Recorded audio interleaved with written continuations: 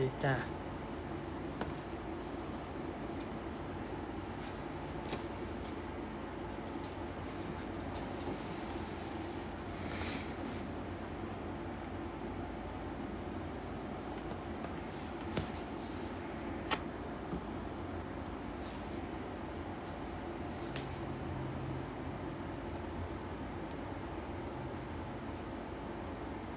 สวัสดีครับไม่ง่วงหรอกง่วงมาก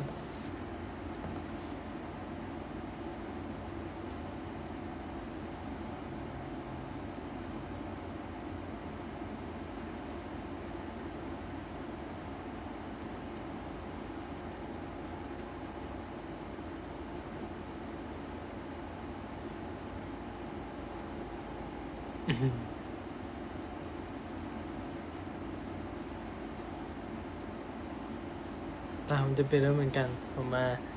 ไลฟ์นิดหน่อยรู้สึกว่า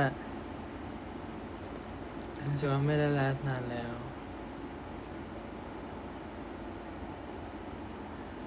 I'm so sleepy now นะ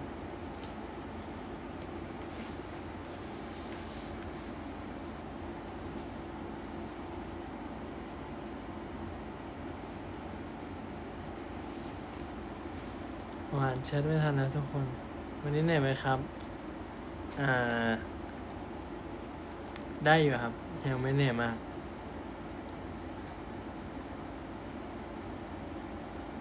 สวัสดีครับง่วงนอนกันไหมครับ ฝนตกยมไหม ไม่ยมครับ อากาศดีมากพอฝนตกแล้วไม่ร้อนเลย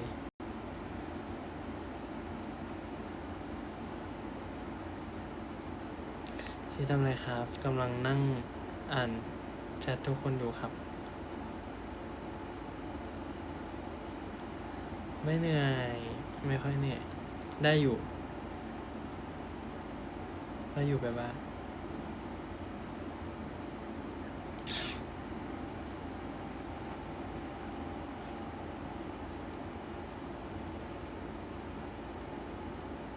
แต่ชื่อหัวเราซีคินจริงไหม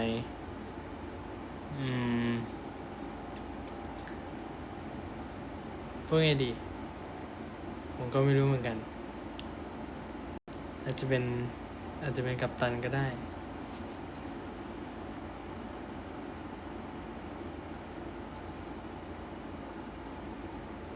เป็นไงบ้างครับทุกคนช่วงนี้เหนื่อยกันไหมช่วงนี้ผมกำลังฝึกงานอยู่ ที่ผมไปเมื่อวานที่บุรีรัมย์มาคือพอดีทางอาจารย์มีจัดค่ายที่นู่นครับ ก็เลยไปแบบเป็นวิทยากรนิดหน่อยไปแนะนำให้น้องๆในการทำหนังอะไรอย่างนี้ ก็คือจริงๆเมื่อเช้าผมเพิ่งกลับมาจากบุรีรัมย์แล้วก็ไปออกกองต่อตอนบ่าย3 โมง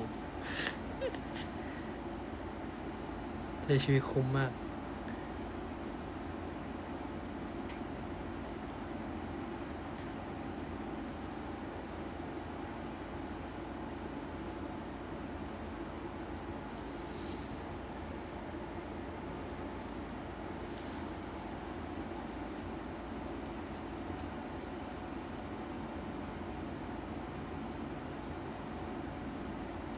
ใครที่กำลังสอบหรือว่ากำลังทำงานหรือว่า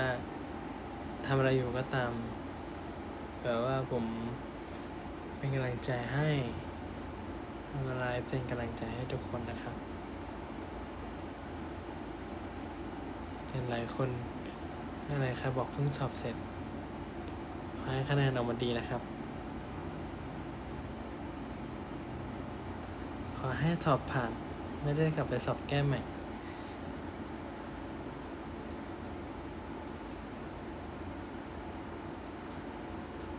สวัสดีคงเดชสวัสดีครับน้องคงเดชเห็นไหมมีคนบอกว่าเดาว่าแบบคงเดชเป็นคนดีหรือเปล่าคงเดชเป็นแบบกู๊ดบอยหรือว่าแบดบอยอะไรเงี้ยพอหลายคนเห็นผมบอกว่าต้นกล้าเป็นคนดีจาก Day You Today อะไรเงี้ยก็เริ่มไม่เชื่อกันแล้วว่าคงเดชเป็นคนดีเห็นแล้วผมบอกแล้วว่าคงเดชเป็นกู๊ดบอยนะ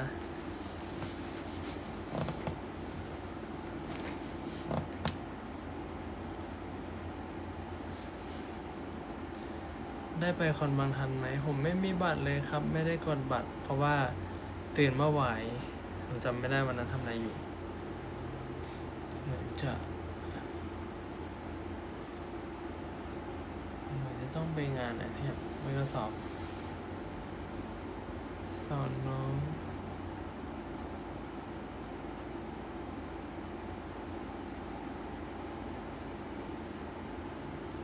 คงเดชเป็นแบดบอยโนรูใช่ไหมล่ะแบดบอยไม่มีดีโอ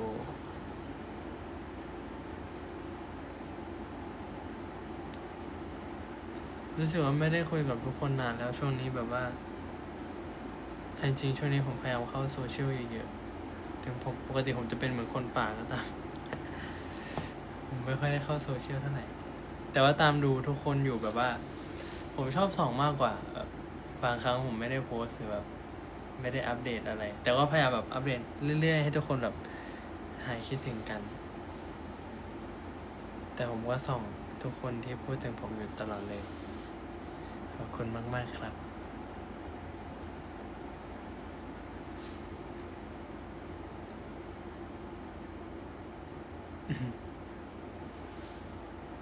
Spanish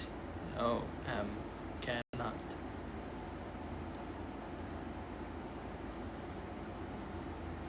ทุกคนทำอะไรกันอยู่ครับ เราทำเลยดีไม่มีอะไรหรอกแค่มาหาคิดถึง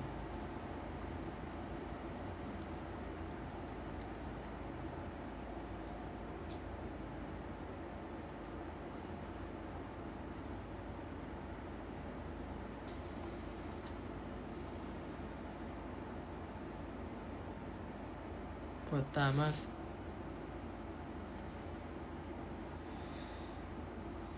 ทุกรอบแล้ว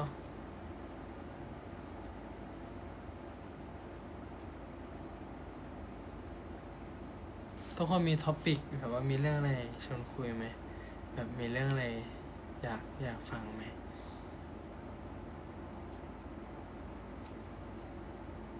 มันตกเพราะว่าเพลงแรงอีกนิดขอบคุณมากครับ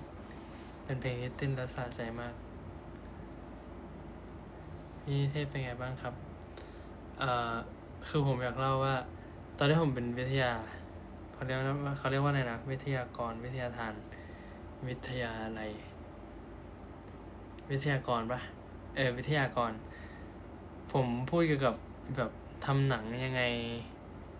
ทำหนังออกมายังไงอะไรเพราะว่าผมได้โจทย์จากอาจารย์มาว่าอยากให้น้องๆแบบอย่างน้อยเล่าเรื่องได้หรือแบบได้บทออกมาดีหน่อยอะไรเงี้ยผมก็เลยแบบต้องพยายามทำให้น้องรู้ว่าแบบจะเล่าเรื่องหนังออกมายังไงแต่แบบจะเริ่มทำหนังออกมายังไงซึ่งข้อมูลมันค่อนข้างเยอะเพราะมันมีทั้งการเขียนบทการถ่ายทำการตัดต่อบริหารจัดการอีกน้องก็คือแบบสมองไหลไปแล้วเพราะว่าตอนที่ผมเรียนก็ทุกอย่างถูกยัดเข้ามาในสมองอันรวดเร็วสมองไหล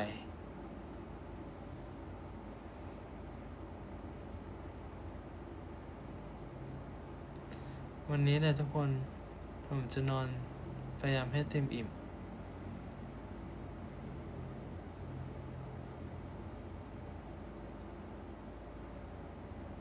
วันนี้เพิ่งไปถ่ายเวียดู101มา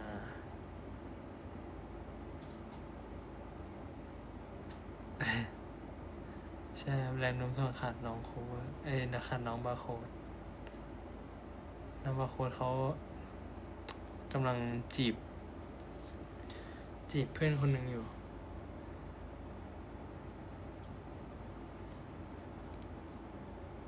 อะไรใครพิมพ์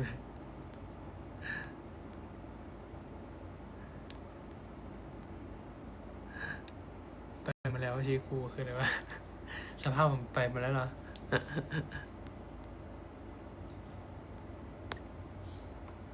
น่าจีบใครไม่ได้จีบใครเลยครับใครจะมาจีบหรือเปล่านะใครคือลูซี่ครับพี่นั่นไม่รู้คือผมดูง่วงเหรอก็ไม่ได้ดูง่วงเท่าไหร่นะ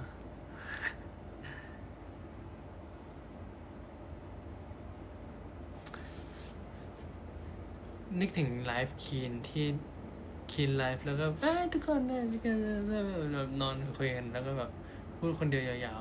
ๆรู้สึกผมต้องมีคนพูดด้วยแต่ส่วนใหญ่ผมเป็นสายฟังมากกว่าด้วยมั้งแต่ผมชอบฟังคนอื่นพูด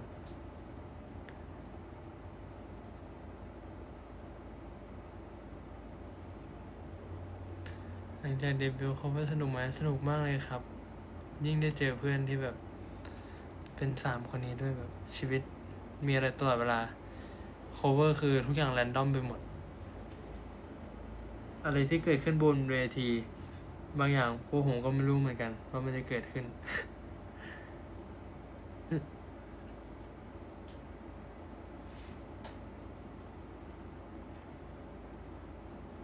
MBTI อะไรครับ INFJ มั้งครับ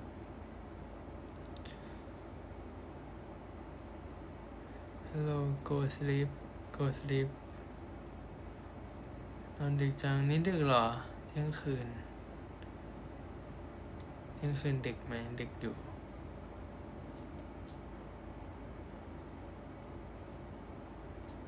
ง่วงไหมเนี่ยไม่ง่วงครับแต่ว่าแค่ตาล้าเฉยๆสวัสดีครับ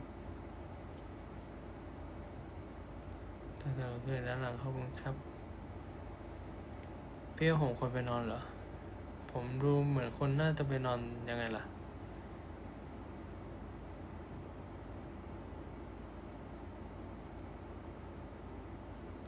ใส่หมวกแก๊ปแดงกุบกับหน้าดูง่วงมากจริงครับหน้าผมดูง่วงเหรอจะพูดภาษาจีนได้ไหมอีเตียนผมเรียนศิลป์จีนอะแต่ว่าช่วงที่ผมเรียนผมไม่ได้เรียน ช่ว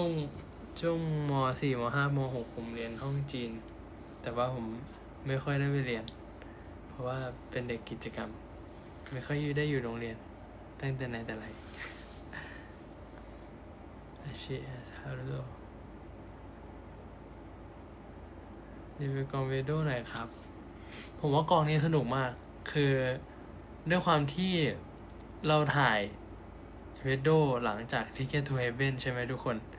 Ticket to Heaven อ่ะมันจะมีความแบบกดดันความแบบยากซับซ้อนในตัวละครอยู่แล้วในแบบในช่องของเรื่องอยู่แล้ว mood and tone อะไรเงี้ยแล้วมันแบบหัวมันจะระเบิดแบบมันต้องคิดว่าแบบคิดถึงทุกอย่างที่ผ่านมาแล้วมันต้องเล่นออกมาให้ดู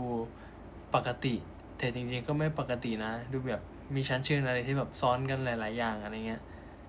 คือของผมคือคิดว่าผมปวดหัวแล้วอะแบบตัวคงเดชอะแต่ว่าตัวแทนรักอะเขาซับซ้อนไปกี่เลเยอร์แบบโฟร์แบบน่าจะสมองระเบิดมากๆแล้วก็โฟร์ต้องกด energy ตัวเองอีกแล้วก็ผมไปฟังสัมภาษณ์มาว่าโฟร์ต้องดีดแบบพอถ่ายเสร็จปุ๊บดีดเพื่อคัดตัวละครออกอะไรผมก็เลยแบบอ๋อที่อยู่ดีๆชวนกูไปเล่นอะไรต่างๆก็คือแบบพยายามแบบพยายามบิวตัวเองให้ไม่แบบไม่ซึมไปกับแทนรักแล้วแทนรักเป็นคนที่จริงจังแล้วก็เครียดมากส่วนหลังจากนั้นก็ได้มาถ่ายเวดโดเลยรู้สึกว่าแบบสมองแบบโล่งเรา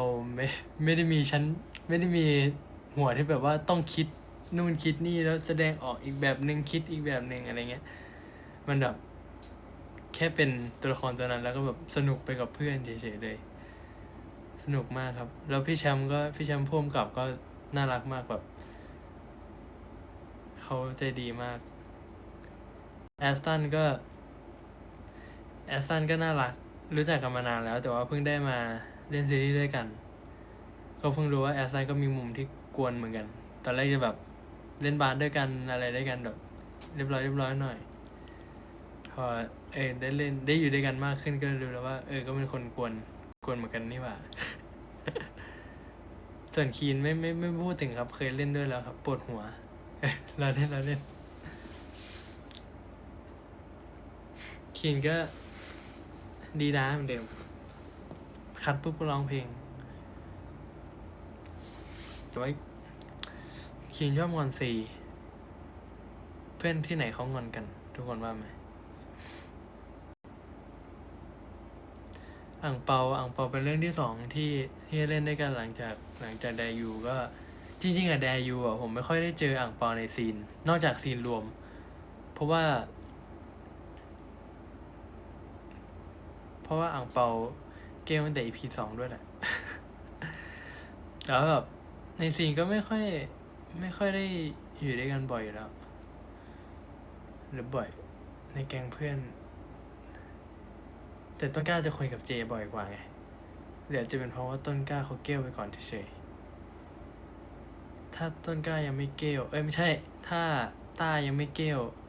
น่าจะได้คุยกับต้าอยู่ เพราะว่าจริงๆต้นกล้าก็คุยกับต้าบ่อยนะแค่เจอาจจะคุยด้วยเวลาจริงจังขึ้นมาหน่อยตีลังกาให้ดูหน่อยค่ะ หนูเที่ยงคืนครึ่งตีลังกากี่โมง ถ้าอยากดูตีลังกาไปดูในเพลงคนคุ้นคอยนะครับ ปวดหลังแล้ว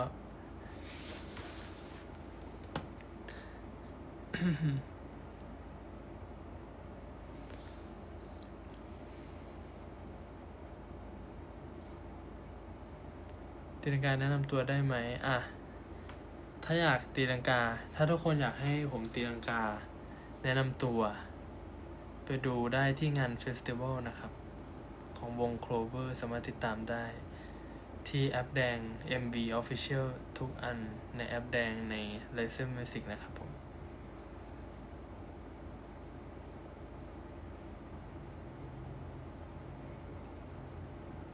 อาชีพเป็นคนชัยภูมิใช่ครับ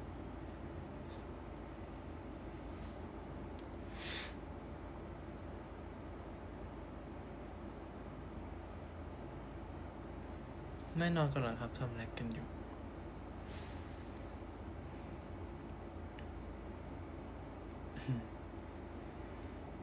Happy birthday ทุกคนคือแบบช่วงนี้ผมแบบดูบางทันใน TikTok แบบผมอยากไปผมอยากได้ยินกับหูสักครั้งแต่ว่าผมไม่รู้ผมจะได้ไปไหมด้วยเวลาด้วยกับบัตรที่ตอนนี้ยังไม่มี คือแบบผมว่าผมแค่คิดภาพตอนผมขับรถอยู่ผมฟังเพลงบางทันแบบดู TikTok หรือว่าแบบตอนที่พักแล้วดู TikTok อะไรเงี้ยแล้วแบบ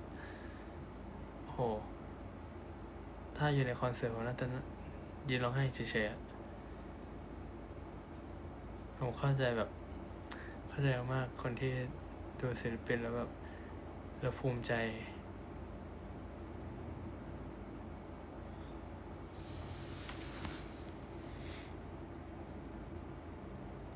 เหมือนเราเห็น BTS ผมเริ่มดู BTS ตั้งแต่เพลงแบบ Fake Love เพลงแบบอาจจะไม่ได้ดูแบบไม่ได้ดูเก่ามากอะไรเงี้ยแต่ว่าผมว่ามันเป็นช่วงที่บางทันเริ่มบูมในเกาหลีมั้งครับใช่ไหมประมาณนั้นจนถึงแบบช่วงเดนามายช่วงอะไรพวกนี้ที่แบบเริ่มบูมมาเวอร์ไบมากขึ้นจนตอนนี้ก็คือแบบโหไกลมากแล้วจริงอะครับ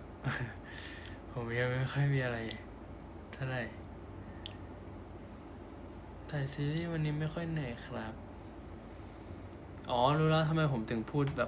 แค่นี้ เพราะว่ามันมีซีนตะโกนที่แบบตะโกนอยู่นั่นแค่หนึ่งซีนก็ตะโกนไปแล้วแบบ3-4 รอบแล้ว2-3 ซีนอะตะโกนมาเลยอะแต่สนุกดีครับ เป็นอะไรตลกอยากให้ทุกคนได้ดูเวดโดมาก เพราะว่าผมรู้สึกว่าแบบมันมีหลายโมเมนต์ที่มันตลกออกมาเองอะคือวันนี้ผมแบบเล่นแล้วก็แบบกั้นขำอยู่ในฉากอะมันมีฉากหนึ่งที่แบบอั่งเปาพูดมั้งแล้วผมก็หลบหลังซีแล้วผมก็ขำเฉลยหันหน้าไม่ได้หันหน้าหนีอะไรนะยิ้มกั้นขำตอนถ่ายทิกเก็ตทูเอเว่นอะไอซีนที่น้องปุณเขาต้องต่อยกับเจมินาย คือโฟร์แบบโฟร์มันชอบแซวไอ้ปุ่นแล้วแบบเอ้ยกูกูอยู่ที่นี่ตั้งนานของไม่หายมึงมาของเสือกหายอะไรเงี้ยแล้วแบบ แล้วโฟร์ก็ชอบยิ้มแล้วก็ขำแล้วก็มองหน้าโฟร์ก็แบบก็จะขำตลอดผมก็ขำด้วยมันนั้นแบบมันนั้นเส้นตื้นมากแค่มองหน้ากันก็แบบคือผมพยายามมีสมาธิแบบมีสติกับเหตุการณ์นั้นมาก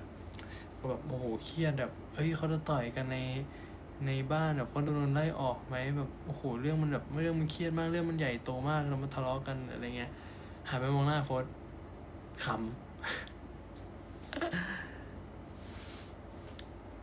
Speak English please English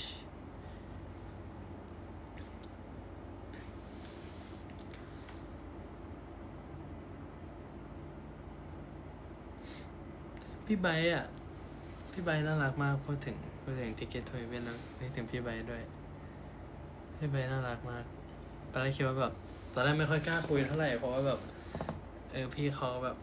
ดูโตอะไรเงี้ยดูไม่รู้ว่าเราจะคุยกับเขาได้ไหมภาษาที่เราพูดมันอาจจะฟังไม่ค่อยรู้เรื่อง Ticket to Heaven EP 3 ออนวันเสาร์ครับ20:30ทางช่อง GMM 25ขายของรีวิวกอชช่าหน่อยคือกอชช่าผมตั้งใจกับกอชช่ามากเพราะว่าด้วยความที่แบบงานมันค่อนข้างใหญ่เนาะแล้วพอขึ้นไปผมจะบอกว่าตอนแรกคิวลิฟต์แบบคิวเพลงอะไรเงี้ยแอบแบบมีผิดพลาดนิดหน่อยที่เป็นท่อนคีนเปิดอะไรเงี้ยเนี่ยผิดพลาดนิดหน่อยแต่ก็แบบทุกคนเก่งมากก็ keep going ต่อ ขอบคุณครับหนูดูง่วงนะลูกอาจจะเป็นที่คาแรคเตอร์ครับผมอาจจะวางคาแรคเตอร์ให้ดูง่วงซึ่งไม่ได้วางหรอกครับอาจจะง่วงนั่นแหละแต่ว่าอยากคุยด้วย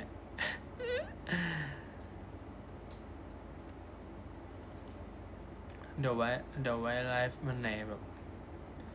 อาจจะไลฟ์ระหว่างวันตอนเที่ยงเลยเพราะอาจจะดิด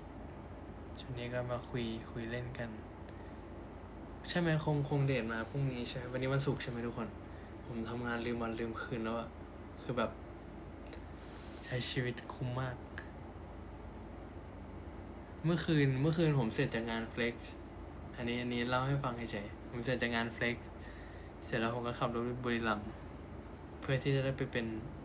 ไปแนะนำน้องเป็นวิทยากรแนะนำน้องกับเพื่อนๆแต่ผมกับเพื่อนๆไปแนะนำน้องเนี่ยเรื่องการทำหนังผมก็เสร็จงานเฟล็กเสร็จแล้วผมก็ขับรถไปบุรีรัมย์ถึงประมาณตี 4ผมก็หลับ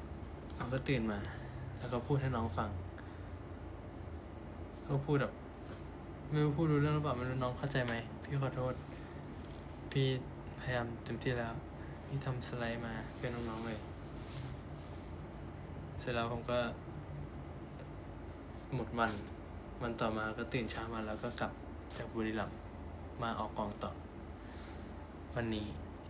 เอากองเสร็จวันนี้ก็กลับมาตรงนี้แล้วก็อยู่ที่นี่คุยกับทุกคน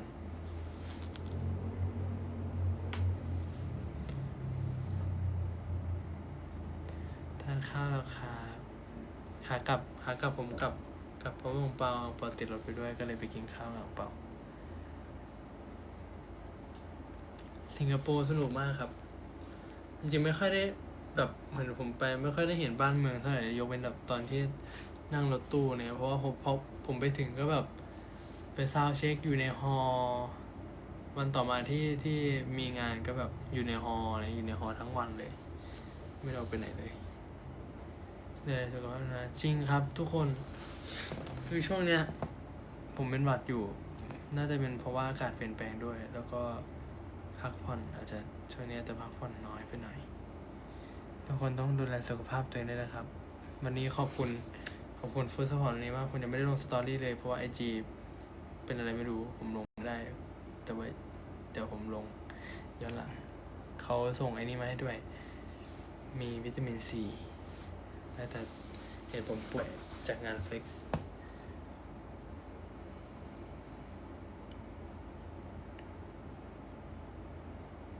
วันนี้จีร่มใช่ไหมโหผมว่าจะลงอะไรที่ทุกคนน่าจะชอบพูดไปเลยพูดงั้นแหละ ไม่มีหรอกเอเลี่ยนมันดุกดิกจังทำรูปหัวใจได้ไหม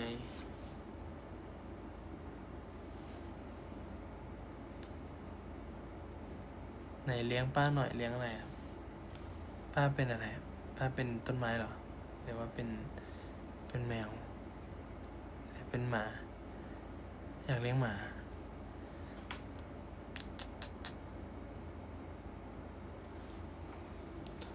ทำอะไรดีทุกคน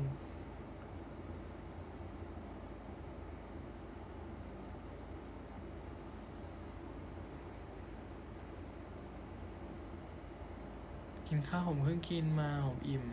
หรือผมเพราะกินข้าวแล้วอิ่มก็เลยง่วงแต่ผมก็ควรที่จะง่วงนะเวลานี้ ใช่ไหมทุกคนก็ควรง่วงนะ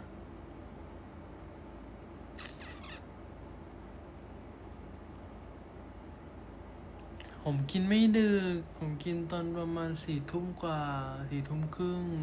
แต่มันแค่ผ่านเวลามาแล้วไงเพราะผมกินตอนแบบหลังเลิกกองอะไรเงี้ยอันนั้นเมื่อกี้ใครพิมพ์มาเลยอาชีพคุยกับใครมากสุดในกองทิกเก็ตเทเว่นผมคุยกับโฟร์นะรู้สึกว่าคุยกับโฟร์มากสุดด้วยความที่ตัวละครมันแบบเป็นเพื่อนสนิทแทนรักเนาะมันก็ตัวติดกับโฟร์ตลอดเลยบางทีในฉากเราก็แบบไม่ได้พูดอะไรเงี้ยแต่ว่าก็มีเราในฉากทุกคนคิดว่าเนี่ยไม่พูดเลย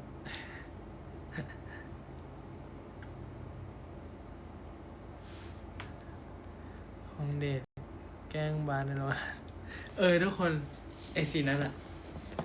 มันจะมีตอนที่ผมถามใช่ไหมว่าตอนอยู่โรงเรียนเก่าแบบซัดเพื่อนมาเตียวล่วงเลยใช่ไหมแล้วผมก็เคี้ยวข้าวเนี่ยเคี้ยวกวนๆในเอียงคอแล้วเจมินายก็หลุดคำแล้วก็บอกว่าหน้ามึงตลก หน้าแบบงอมแบบเคี้ยวกวนแบบหาเรื่องอะ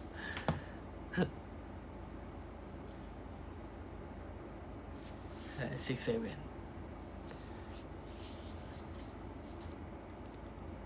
แบบซีนในโรงอาหารก็จะขำเพราะว่าโฟร์อะไปค่อยเล่าเลยมันยังไม่ออนออนแล้วดิออนแล้วซีนที่จิมินายเพิ่งมาในโรงอาหารอะแล้วโฟร์ต้องนั่งมองใช่ไหมผมก็นั่งตรงข้ามโฟร์มันชอบเอามือกำข้าวเล่น เอามือกำข้าวเล่นเสร็จแล้วก็เหมือนพี่ออฟพูดว่าให้กินอะไรเงี้ยตอนนั้นรับหน้าโฟร์กับรับหน้าจิมินายอยู่ แล้วพอพี่ออฟบอกว่าอันไหนกินแล้วโฟร์ก็แบบกระตุกไปทีนึงอ่ะเพราะว่าตัวเองแบบเล่นข้าวไปแล้ว แล้วก็แบบกั้นขำอยู่จริงๆพี่ออฟบอกเจมินายให้ตักข้าวกินอะไรอย่างเงี้ยถ่ายคิว7วันนี้เป็นไงบ้างครับสนุกดีครับ ไปตอนบ่าย 3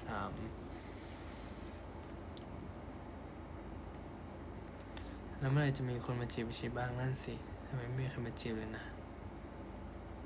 เชฟทำไมถึงได้ชื่อเลสครับมันเบียวนะทุกคนมันค่อนข้างที่จะเวดโดเลยแหละ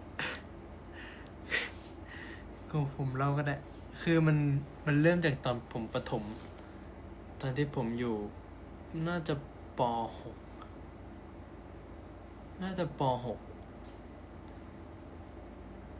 ผมต้องการชื่อที่ไม่ใช่ชื่อผมที่แบบเป็นชื่ออื่นเป็นนามแฝงผมก็เลยเซิร์ชคำว่านามแฝงมันเป็นคำว่าเอเลียสแล้วผมรู้สึกว่าตัว S มันไม่เท่ผมก็เลยเปลี่ยนเป็นตัว Z ก็เลยเป็น H ตัว I ก็อาจจะยังไม่สวยผมก็เลยเป็นตัว L ตัวข้างหลังมันก็เลยเป็นเหมือนคำว่าอาชิข้างหน้าก็คือ ALIA มันก็เลยเป็น ALIA ZHL underscore เพิ่มความเท่กลายเป็น alias จริงๆชื่อ IG ของalias แปลว่านามสมมุติประมาณนั้นครับขอโทษครับ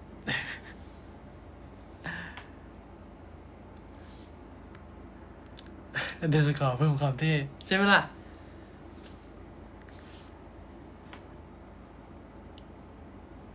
ห้ามรอนะทุกคน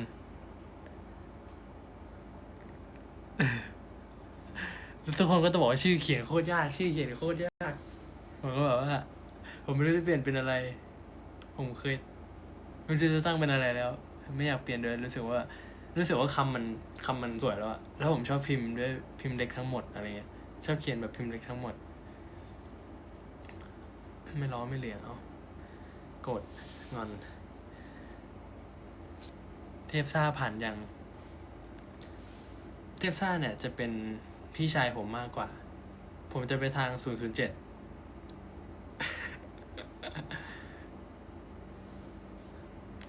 ผมมีชื่อในเกมที่แบบเป็น007อะเพียบเลยลงท้ายด้วย007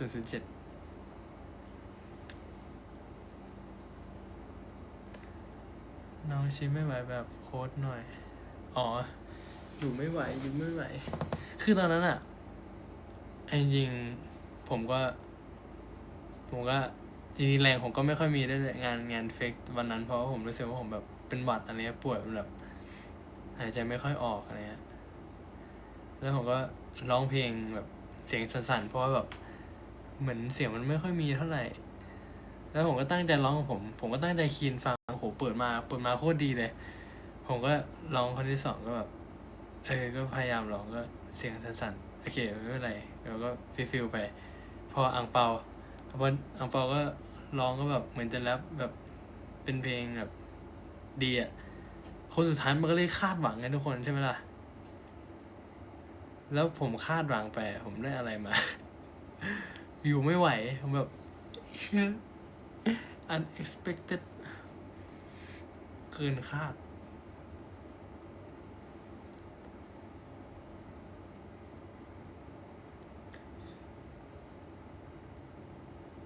แต่ที่ชอบส่งรูปให้ดูในกลุ่มครับชอบส่งครับแต่ว่าบางทีผมไม่ค่อยได้เข้าหมายถึงว่าทั้งหมดเลยผมไม่ค่อยได้ทำอะไรเท่าไหร่จะพยายามจะอัปเดตเรื่อยๆให้ทุกคนแบบไม่คิดว่าผมหายไปไหนจริงผมไม่ได้หายไปไหนหรอกผมอาจจะแค่คือถ้าผมหายไปผมรับรู้ไว้ว่าผมกำลังทำอะไรเก็บสักอย่างเกี่ยวกับหนังหมายถึงว่าแบบสไลด์สอนน้องหรือว่าทำอะไรบางอย่างที่ผมปวดหัวมาก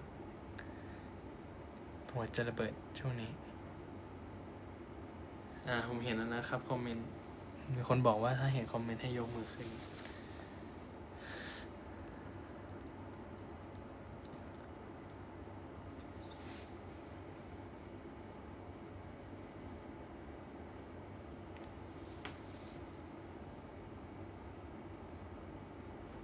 แต่อีกสักแป๊บผมน่าจะไปแล้วนะครับทุกคนเพราะว่า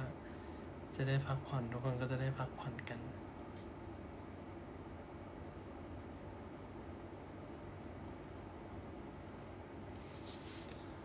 นะครับนิ้วหายเจ็บแล้วครับ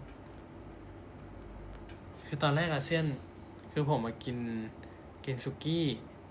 แล้วผมก็จะแบบว่าดึงพลาสติกของตะเกียบออกแล้วผมดึงปกติแบบที่เคยดึงไม่ออกไงแล้วก็ชะล่าใจไงแล้วก็เลยกำทั้งหมดแล้วจะรูดอีกรอบนึงกลายเป็นว่าเสี้ยนอะมันทะลุพลาสติกมาแทงนิ้วผมเลยมันมี2แง่งแทงเข้าไปในนิ้วผมแง่งแรกผมเอาออกได้แล้วแต่แง่งที่2อะมันแบบมันโผล่ตอออกมาแต่ผมแบบเอาไม่ออกเอาแหนบแม่ช่างแต่งหน้าก็เอาไม่ออกจนแบบผมก็แบบเจ็บก็เลยไม่ไปแตะมันละมันเจ็บมากยิ่งแตะยิ่งเจ็บจนผมเสร็จจากงานวันนั้นแล้วผมก็ไปบุรีรัมย์พอผมไปถึงบุรีรัมย์ผมก็เอาวะเจ็บก็เจ็บพยายามเอาออกแหนบก็ไม่มีใช้นิ้วเนี่ยดึงสุดท้ายมันก็แบบสะกิดแล้วก็ดึงออกมาได้ น้องก็เลยหลุดออกมา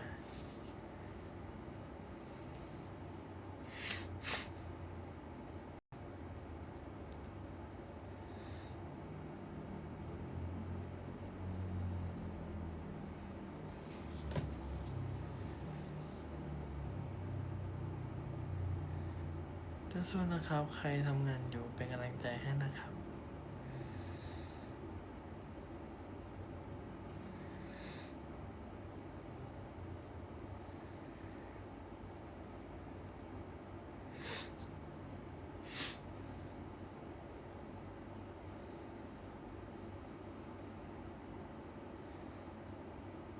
ไม่ได้บัตรคอนบางทันเลยครับ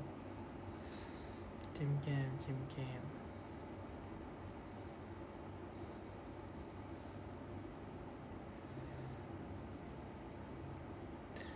ิปสั้นถ้าเกิดว่ามีเดี๋ยวทุกคนก็จะเห็นออกมาเพราะว่าผมไม่แอบไม่ค่อยอยากทำบ่อยเพราะเดี๋ยวมันจะไม่แบบไม่ซีเครตไม่วางอะไรเงี้ย เปล่าแล้วแต่เวลาที่ว่าง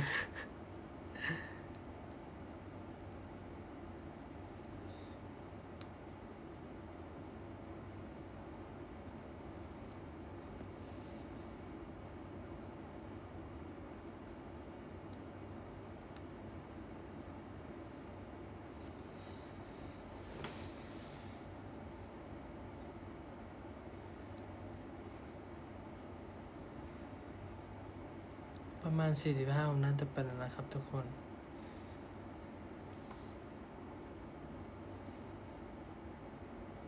แล้วผมอยากพูดถึง Lonely Girl อย่างหนึ่งคือผมรู้สึกว่าแบบยิ่งฟัง Lonely Girl ไปแล้วถ้าทุกคนแบบกลับไปฟังแบบสังเกตดีเทลของเพลงอะไรเงี้ยพวกแบบซาวเพลงยิ่งฟังยิ่งชอบนะทุกคนแบบผมรู้สึกว่าแบบผมชอบเตวเตวแต่แน่ๆเตวมันแบบมันให้ความรู้สึกนอสตาเจียเหมือนกันนะแล้วยิ่ง MV แบบช่วงท่อนนั้นมันเป็นท่อนที่แบบเหมือนแฟลชแบ็กหาผีที่แบบเป็นสีน้ำตาลอ่ะสวยมากใช่ผมชอบพีฮุกเหมือนกัน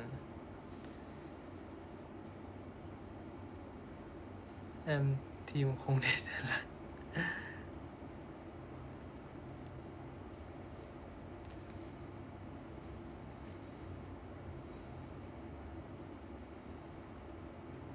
นี่น้องกันฝน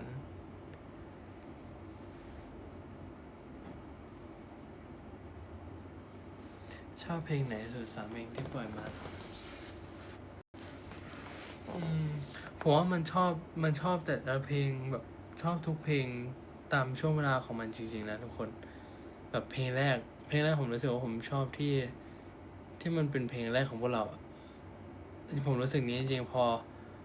ปล่อยออกมาอีก2ซิงเกิลแล้วผมกลับไปฟังเพลงแรกอะความรู้สึกที่แบบที่เราอยู่กับเพลงนั้นมันก็แบบทำให้นึกถึงเหมือนกันอะแบบความรู้สึกที่เราซ้อมก่อนได้เดบิวต์ความรู้สึกที่เราแบบตอนอัดตอนที่ตื่นเต้นไม่รู้ว่า MV ไม่รู้ว่าแบบเพลงมันจะออกมาเป็นยังไงในแบบเพลงแรกของพวกเราแบบมันมีหลายอย่างที่แบบคาดหวังเหมือนกันอะไรเงี้ยแล้วพอเพลง2มาเหมือนแบบปล่อยสบายมากขึ้นแล้วเพลงก็แบบสรุปผมชอบ Bad Boy No Do มากแบบมากชอบ MV ด้วยพอมาเพลง3ก็รู้สึกว่าแบบมันก็เป็นอีกเพลงนึงที่แบบฟังได้เรื่อยๆแล้วก็เป็นพวกเราที่โตขึ้นไปอีกแบบ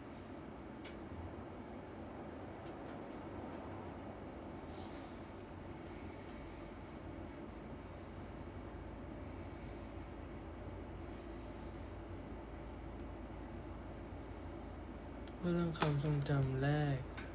ของวงแนะนำเพลงโปรดความทรงจำแรกความทรงจำในเพลงแรกของวงผมมานึกถึงความรู้สึกที่พวกเราแบบตื่นเต้นกันว่าเพลงนี้มันจะออกมาเป็นยังไงแล้วก็พอฟังก็รู้สึกแบบ MV อันนี้ผมรู้สึกถึงความแบบท่าเต้นณตอนนั้นที่พวกผม4 คนเนี่ยเต้นไม่ค่อยพร้อมกันอะแบบมันจะมีความแบบ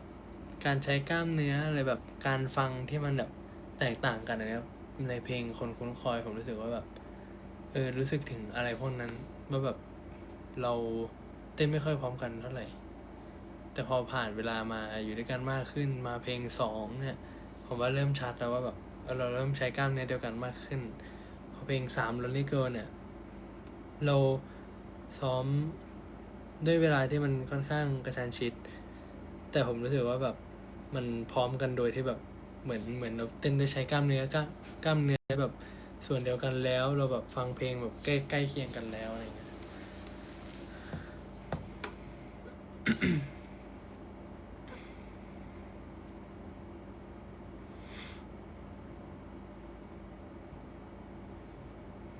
อือฮึ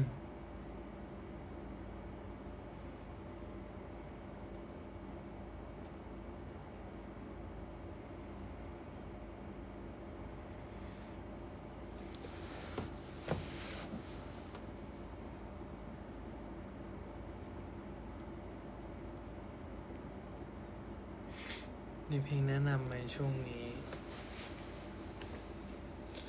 ช่วงนี้ผมฟังช่วงนี้ผมฟังอันนี้ถ้าสวรรค์ไม่มีเธอ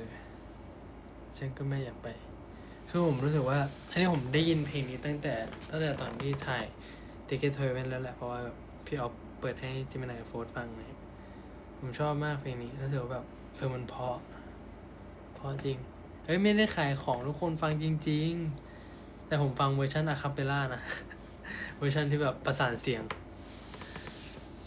เพราะมากเพราะจริงๆ ชอบ10/10สปอยอีพิโซด3เหรอ ตอนสุดท้ายของอีพิโซด2คืออะไรนะ มันคือคงเดชซึมปะใช่ไหมที่บาสมานั่งแทนเรือนั้น คือผมลืมทุกคน ผมดูไปแล้ว ผมดูวันที่ออนเลย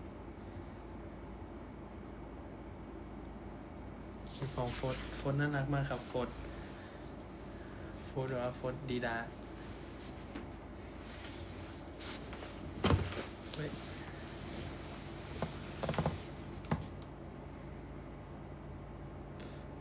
เพื่อนถามว่าทำไมแทนรักสนิทกับบาสผมก็เพิ่งรู้เหมือนกันว่าเขาไปนอน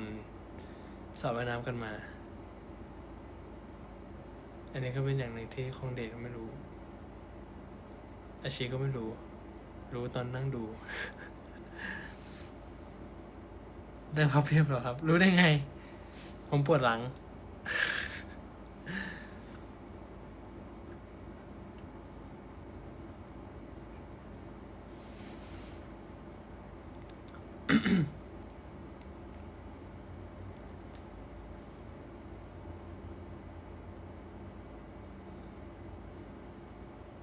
ทุกคนได้ดูหนังในโรงกันบ้างไหมครับช่วงนี้ ผมไม่ค่อยได้ ยังไม่ค่อยได้ไปดูหนังในโรงเลย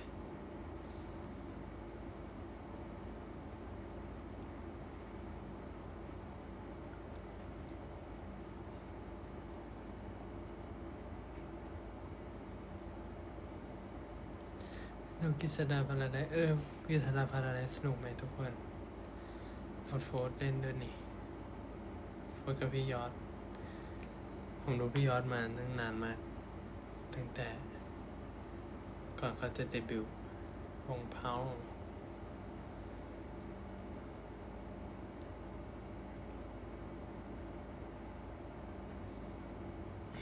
ขอบคุณนะครับ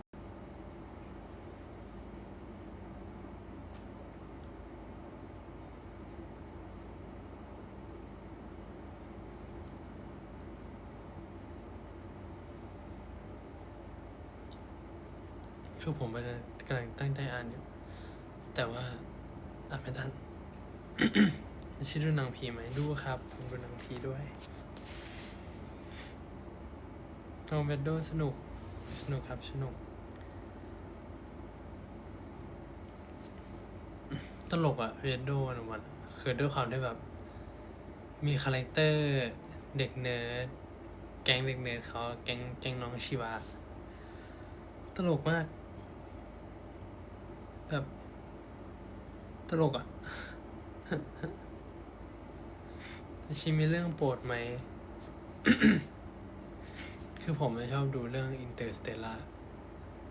มาก แล้วก็ผมเพิ่งดู Hail Mary ผมให้ Hail Mary เหมือนกัน โปรเจกต์ Hail Mary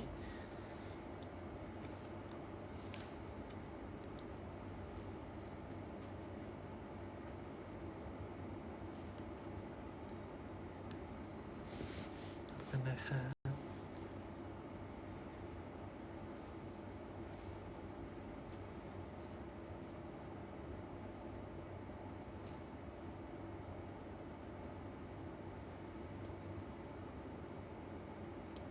ที่ฟัง The Ghost ไหมฟังครับ แต่ว่าช่วงหลังไม่ได้ฟังเลย เพราะว่าฟังแล้วหลับ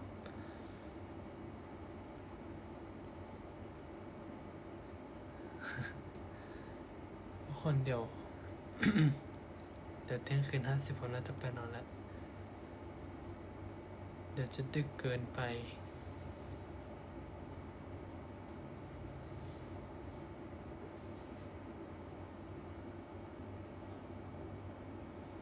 แต่ตอนแรกบอก4-5แต่ว่ากำลังเมาอยู่ เฮ้ยผมยังไม่หาวเลย ใครโซนสุดในวง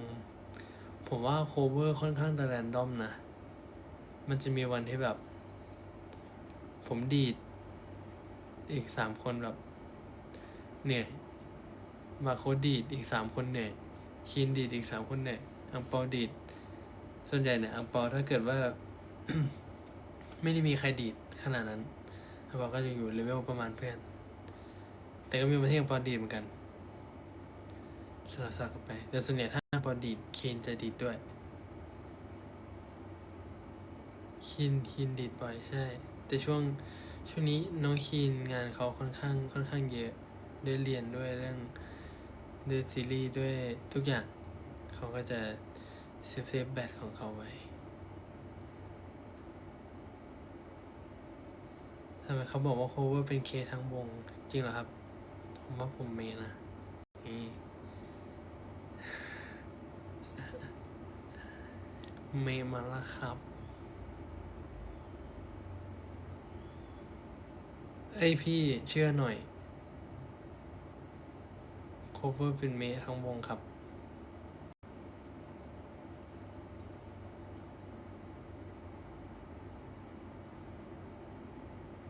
ยังกันเป็นเค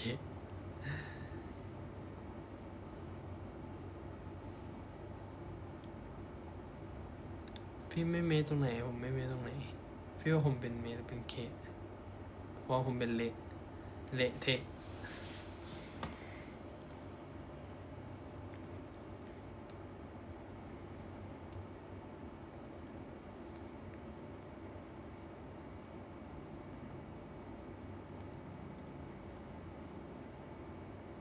บัญชีนอนใช่คนนอน50แล้วครับ ทุกคนครับ